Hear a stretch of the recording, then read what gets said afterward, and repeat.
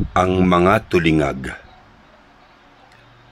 Mag-ingat palagi sa maamong mukha dahil gamit ito ng mga masama upang mambiktima at makapanlapa ng mga tulingag na nakakaawa.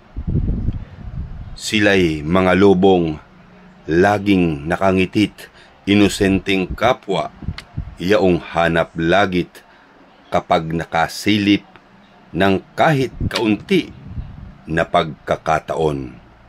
Pangil, umuusli. Ang dyablo sa lupay, mukhang mga anghel, maamot mabait, mga madasalin.